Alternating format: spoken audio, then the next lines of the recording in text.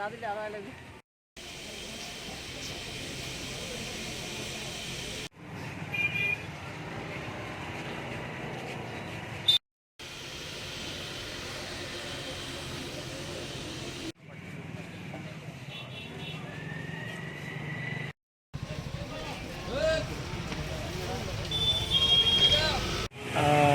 খুবই সুন্দর এবং অনেক ভালো পূজা হচ্ছে আমাদের এই গোলবাজার যারা মৎস্য ব্যবসায়ী ওনারা প্রতি বছরের ন্যায় এই বছরও মায়ের পুজো করছেন। তো খুবই সুন্দর পুজো এবং খুব সুন্দর পরিবেশের মধ্যে হচ্ছে, খুব শৃঙ্খলার মধ্যে দিয়ে খুবই ভালো লাগছে। তো আমি আশা রাখি যে আগরতলা শহরের প্রত্যেকটা পুজোই খুবই সুন্দর হয়।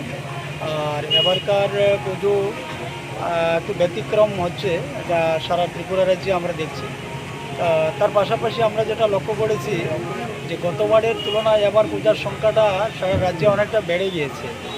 তো গ্রামাঞ্চলে অনেক পূজা হচ্ছে। আমি গত 4 দিন ধরে এই পূজা পরিক্রমায় রয়েছি, উত্তর ঊনকোটি, ধলাই এবং আগরতলা শহরেও। তো সবথেকে বড় বিষয় আমরা জানি, গত কিছুদিন আগে বা আমাদের এই সাম্প্রতিককালে একটা ভয়াবহ বন্যা হয়ে গিয়েছে ত্রিপুরা রাজ্যে। তো স্বাভাবিক কারণেই যে পূজাতে বা মানুষের আনন্দের মধ্যে একটা ভাটা থাকার কথা ছিল, কিন্তু সমগ্র এলাকা ঘোরার পর যেটা আমি উপলব্ধি করলাম যে কোনো ধরনের কোনো ভাটা নেই, কোনো ধরনের কোনো খামতি নেই। যেমন পূজা উদ্যোক্তাদের মধ্যে একটা আলাদা উৎসাহ রয়েছে, তেমনি আম জনতা যারা রয়েছে, দর্শনার্থী যারা রয়েছেন, প্রত্যেকের মধ্যেই মানে একটা বিরাট উৎসাহ লক্ষ্য করা যাচ্ছে।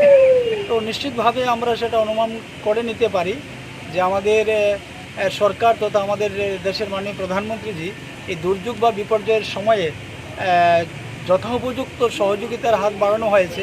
আর শুধু সরকারই নয়, আমি বলবো যে আমাদের যে ক্লাবগুলা এই সমস্ত দুর্যোগে একটা তাদের মানে ভীষণ একটা ভালো ভূমিকা ছিল, বিভিন্ন সংস্থার ভালো ভূমিকা ছিল এবং সবারই ভালো ভূমিকা ছিল, যার কারণেই আমরা খুব সহজে সেখান থেকে উঠে আসতে পেরেছি।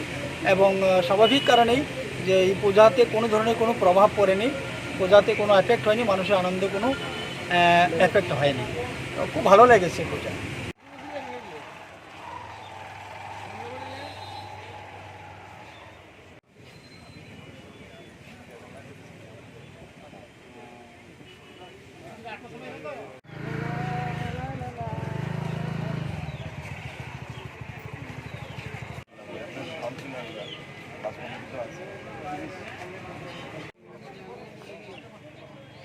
পেন্ডাল